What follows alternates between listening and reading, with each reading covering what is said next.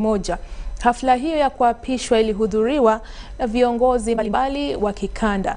Rais anayeondoka madarakani pia ni hasimu wake wa muda mrefu, Hakainde Hichilema, kwa ushindi mkubwa alioupata katika uchaguzi uliokuwa na upinzani mkali.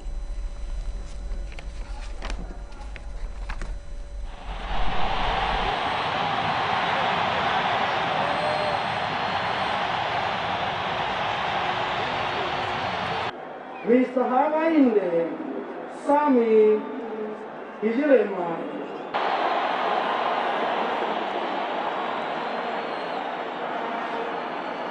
Elected to the office of the President of the Republic of Zambia, do swear that I will faithfully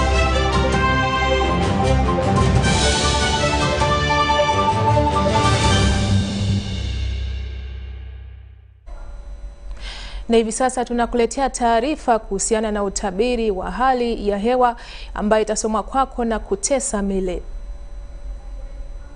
Nakaribisha kwa utabiri wa hali ya hewa. Mtangazaji naitwa Kutesa Mile. Habari la jioni. Tumeendelea na kupata vipindi vya mvua hapa na pale sehemu nyingi ya nchi yetu, lakini sehemu zingine ziko na vipindi vya jua kuchomoza pamoja na mawingu. Na leo hii asubuhi tunaona kwamba sehemu nyingi ya nchi yote wamepata vipindi vya mvua kunyesha, lakini kesho natajua mapunguko kidogo. Na kwa hivyo tunaona kwamba vipindi vya mvua vinatoka kwa ajili ya upepo baridi natoka sehemu za Balini la Hindi kuingia ndani, na vipindi la ndani la Ziwa la Victoria ndio vipindi vya mvua tuko kupata siku hizi. Lakini hii kwa ajili hivi tunaona kwamba mvua imefika kwa 10.7 sehemu za Kotido kama imefikisa 1.7. Lakini kesho asubuhi nitajua kwamba vipindi vya jua kuchomoza na mchanganyiko ya mawingu sehemu nyingi ya nchi yetu, labda kwa Ziwa la Victoria nitajua kupata vipindi vya mvua ya lasha. Baada ya kwamba sehemu nyingi ya nchi yetu inaenda kuwa na vipindi vya mvua kunyesha pamoja na radi sehemu za kusini, lakini sehemu za Kasese pamoja na Kabale nitajua kuendelea mbele na vipindi vya jua kuchomoza na mchanganyiko la mawingu. Joto la jua nitajua kufika 29 sehemu za kaskazini la nchi yetu, 30 sehemu za Kasese, mijini ya nchi yetu Kampala 28, lakini kwa milima ya Kabale tunaona kwamba joto inaenda kwenda chini kidogo kwa 24. Unataka kutoka ndani ya nchi yetu kutembelea miji kadhaa duniani, tunakuelezea kwamba Nairobi pamoja na Amsterdam wanaenda kuwa na vipindi vya jua kuchomoza na mchanganyiko la mawingu na joto kufika 21 sehemu za Amsterdam, lakini sehemu za Addis Ababa wanatarajiwa kupata vipindi vya mvua ya lasha na joto kufika kwa 21 tena. Asante sana kutazama, nimebaki Kutesa Mile, tuonane kesho. Na kabla sijaondoka, huwapa tena ndo muktasari wa habari.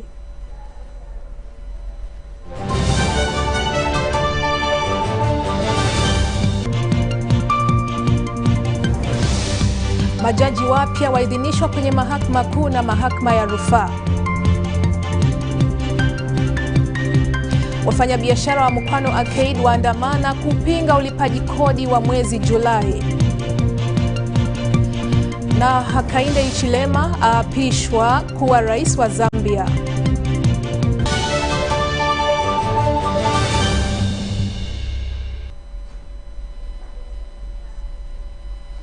Shukran sana kwa kutizama taarifa hii ya habari toka mwanzo hadi mwisho. Tuonane tena kesho. Endelea kutizama vipindi vingine hapa hapa UBC TV.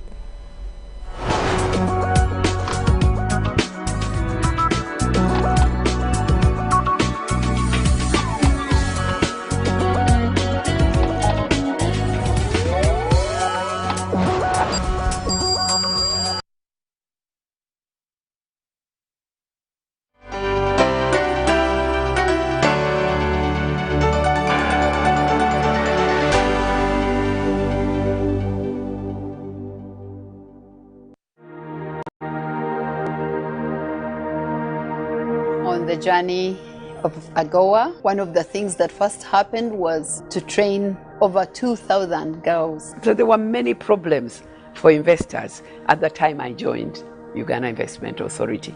And our role was to identify them, go to government and say, you've got to change this. 1986, we had about 2,000 kilometers of what you would have called paved road, but in very sorry state.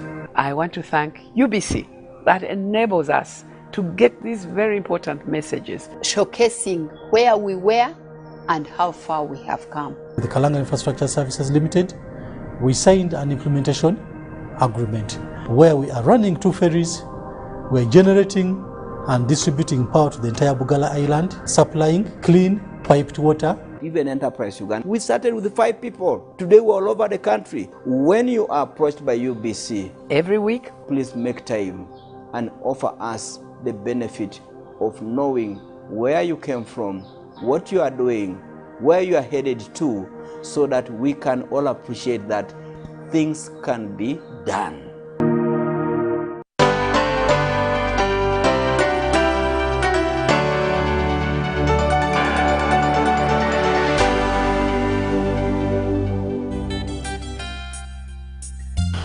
Hello, welcome to yet another episode of Be Money Wiser, and today we're going to be talking about a very interesting topic. Today we're talking about making wiser financial decisions amongst the young couples. Tilda, are you a young couple? I think at this point we can listen to this inspiring experience from Mr. Tinei, and I'm hoping we can pick a point or two that we can discuss and carry on with this thought of money in our relationships. My name is Tinei Maocha. I am the Africa Regional Director for Opportunity International. Opportunity International is one of the major shareholders of Opportunity Bank here in Uganda and in a number of countries in Africa. I used to be the Chief Executive Officer of the Opportunity Bank Uganda until September this year. And I'm pleased to share my story on this program, and I want to relate my story in terms of hoping to help young people there to be money wiser, as the program does suggest. So my own background in terms of transparency in handling finances. As a married person, I got married fairly early. I got married at the age of 26. My wife was 20. We were barely out of college.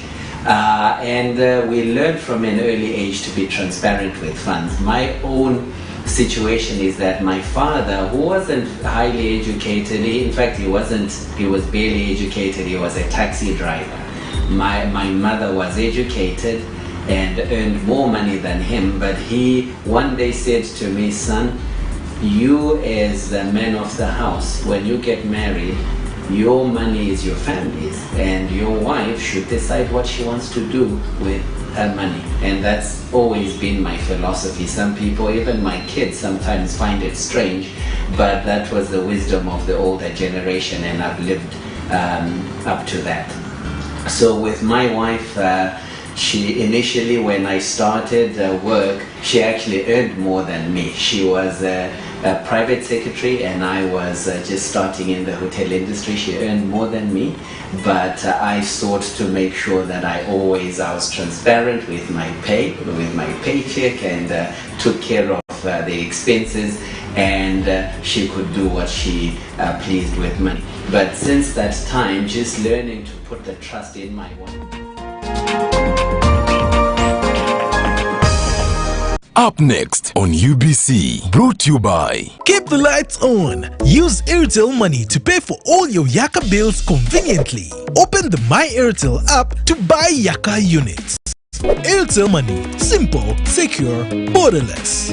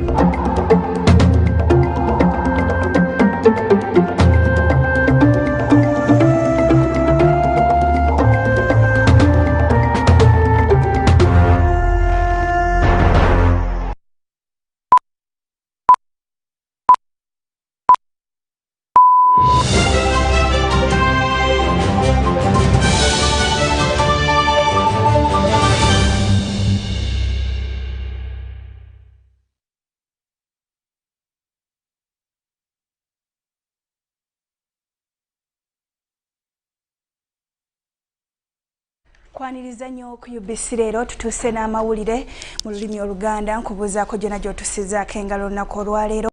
Tegeeza muno nti tuyingiddewo era tugenda kuba tukuwa ebifudde mu bitundu by'eggwanga eby'enjawulo wabula katusooke tulabe ebyo ebisize ku binnaabyo.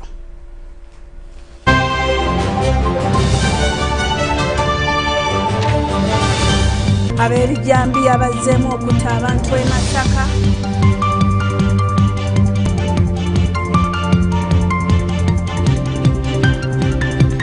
Ate abasuubuzi mu Mukwano Arcade beekalakaasizza. Tiyagasa anyoose Mityana abatuuze bwe bakasukidde poliisi amayinja. Empaka z'abaliko obulemu zitandise Japan.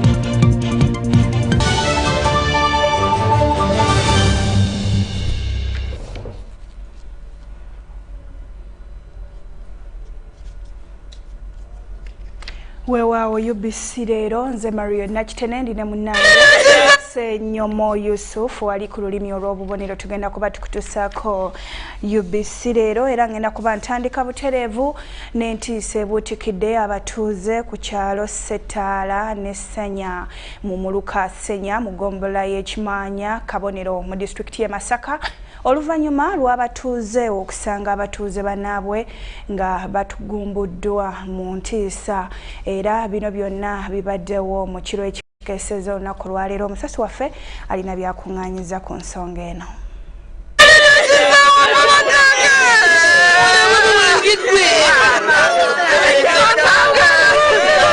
Leero tewampuliriddemu maama. Mama isanga kitalo. Kitalo mukwano. Kitalo kya taata w'abaana bange. Abasatu abasangiddwa nga battiddwa kubaddeko Sulaiman Kakozo w'emyaka 56, Tadeo Kiyimbe w'emyaka 5. Bano bombi babadde batuuze ku kyalo Setaala. Sapone Kizanswa abadde mutuuze ku kyalo Ssenya.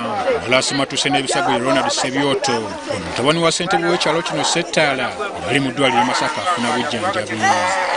Kitandi kiki ky'oleese gwe magamuno. Tetumanyi kyakukola wabula okweyamba nga bwe njogedde nti tukwatagane tufune emisomo twekolemu omulimu tusobole okwekuuma. Ssentebe wa Setaala Vincent Sewajje atunyonyedde engeri mutabani gye yasimatuseemu kyokka n'alaga okuta okubaluse mu kitundu ng'agamba ebijambiya byandibanga ate bikomyewo. Tweraliikiridde nti kirabika bye bijambiya bye baali boogere bye twali tuwulira mu bitundu eby'enjawulo ate era ebitatuli wala kaba owulira Kingo ewabaddeyo ku mulundi guli Kamenya Miggo waabangayo ebijambiya by'amaanyi n'ekyabakuza kati kirabika ndoza akatundu kaffe ate ke balumbye ku mulundi guno. So tweraliikirira olw'okumbeera eyo abatuuze bange okubeera nti bafudde okuli n'omwana wange okubeera nti asomatuse obweraliikirivu bwe tulina bw'amaanyi naye abantu kye mbakubiriza mpozzi kubeera nga badda waka nga obudde bukyali ng'obwalagirwa. Abakulu mu poliisi okuva mu Bendo ly'e Masaka n'adduumira amagye e Kasijjagira Brigadier Deus Sunday basitukiddemu ne bagenda ku byalo bakoleddwa ettemu lino okulaba ogubadde. Kati ayogerera poliisi mu bitundu by'e Masaka Muhammad Nsubuga atubuulidde nti abatemu enzita gye battamu abantu y'emu wabula nga abatuuze basaanye okubeera ku bwerinde. Ono ategeezezza nti kati abantu 17 be baakatibwa mu Bendo ly'e Masaka mu bbanga ttono kyokka nga baliko be bakutte okuyambako poliisi mu kunoonyereza. Omuduumizi wa poliisi mu bitundu by'e Masaka Paul Nkore agumiriza abantu n'abasaba okwongera okukwataganira awamu n'ab'ebyokwerinda. Mwezi enjawulo tukwataganira wamu n'ebyokwerinda kuba security etandikira ku ggwe kikyewulidde kikyolabye okitegeezeeko awo ekikwatako naye tusaasira ab'enganda abo okufiirwa abantu baabwe oba abantu abo abalumiza abantu abo ne babaleetera okufa naye nga nkakasa nti nokataligirya ejja kubuika masumba era nkakasa wetunaaba tukoleramu ne bannayuganda bonna abantu abo bali mu bikolwa ebyo ebyokutta abantu bajja kuba nga bakwatibwa. Tuveeyo tulebe nti twekwata tusigala wamu omanyi nti mu maka ga Nankanyi waliwo akabenje akaguddeyo naye oli bwakuba enduulu gwe ne weegalira kati bano bajja kukomawo tebanoonye ggwe. Tufune system gye tumanyi nti baneiba tusobola okwekolamu omulimu ne tukola ki ne twetegeera nti tumanyi nti wano waliwo ekizibu kino kibaddewo kitalo nnyo naye obulamu tesobola bukomyawo. Brigadier Deus Sando omuduumizi w'amagye mu nkambi y'e Kasijjagirwa yennyamidde ku ttemu lino wabula n'agumya abantu nti bano abakikola bajja kukwatibwa. Omulimu, then whenever you see things are supposed to be coordinated, esimu nga tulimu era ey'amasimu kuli esimu kugira muno musinkane nana tukole ki mukubira abalala with that bano bajja kya communicatinga ku bana abakola bino ne bagamba nti bano abantu beekengera.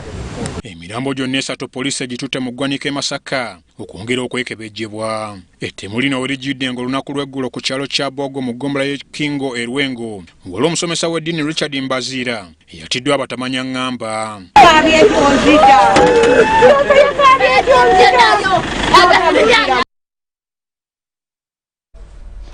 Emboozi eyo tewoomya ttooke ebyo nga tubitadde wabbali kakati yo poliisi eyiriddwa mu bungi okutebenkeza embeera mu basuubuzi abakolera mu Mukwano Arcade bano abadde beekalakaasa nga bawakanya ekyannannyini kizimbe okubalagira basasule ssente z'obupangisa ez'omwezi ogw'omusanvu gwe baamala mu muggalo. Abasuubuzi bano baagala omugagga akolenga banne ku bizimbe ebirala abasonyiwe omwezi ogw'omusanvu wabula nga balina okusasula ogw'omukaaga so n'ogw'omunaana.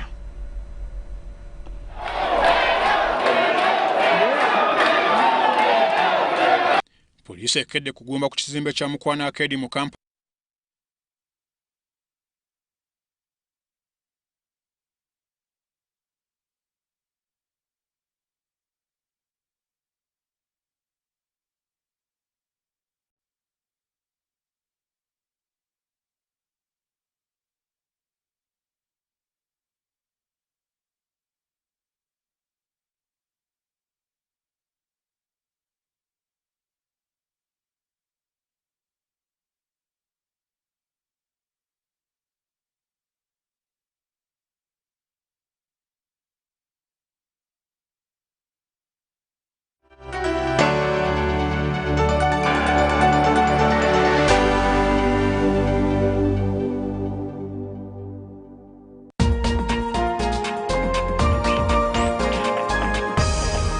Tonight on UBC. The ministry as it is today, it's called the Ministry of ICT and National Guidance. But remember, to be the way it is now, as ICT and National Guidance started in the year 2016, when His Excellency the President sought to streamline and converge actors in communication, ICT, but also issues of national guidance. Before that, communication, for example, ourselves, we were under the office of the Prime Minister. Even you, UBC, by extension, you were under the office of the Prime Minister. Then you had a bit of the regulation, like issuing licenses under UCC, which was then under Ministry of ICT. So His Excellency the President, and rightly so in his wisdom, thought that we needed to come together so that we operate as one hub for developing policies, but also implementing them on all issues of ICT, but also communication, but also now national guidance. So we are under one umbrella of Ministry of ICT and National Guidance. We also have enough air. It is intellectually engaging. And you can only become a leader when there are problems. I like that. The same applies to Rwanda, Burundi. So what are we federating? Whether rights from another country can be, I mean, somebody must be there to hold everybody accountable. But at the moment, we would rather deal with what we have, make it right. First of all, we as elites of Uganda, we have made Museveni the issue. I can tell Museveni is not the problem of Uganda. The problems of Uganda are much deeper. We can change the next 20 presidents and we'll still be this roundabout. Deeply incisive.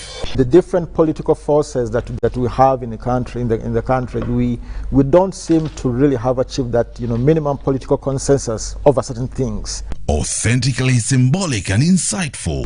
Behind the Headlines, every Wednesday at 10 p.m. with Charles Odong Tor. All on your public broadcaster, UBC, Inspiring Uganda.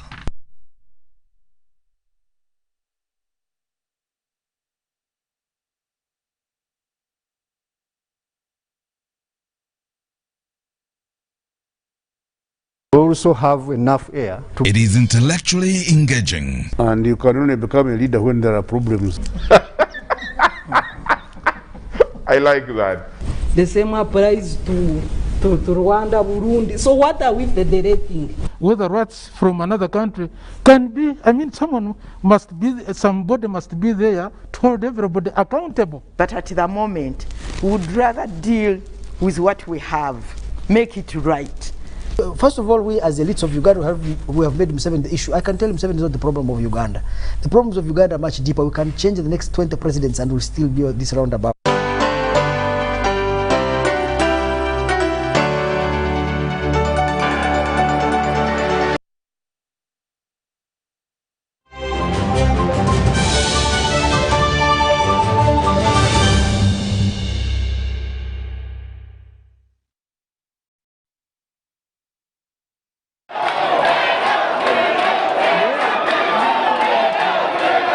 Poliisi ekedde kugumba ku kizimbe kya Mukwana Arcade mu Kampala kutebenkeza embeera wakati w'abasuubuzi abakedde okwegugunga nga bwakanya nnyini Arcade okubalagira basasule ssente z'obupangisa ez'omwezi ogw'omusanvu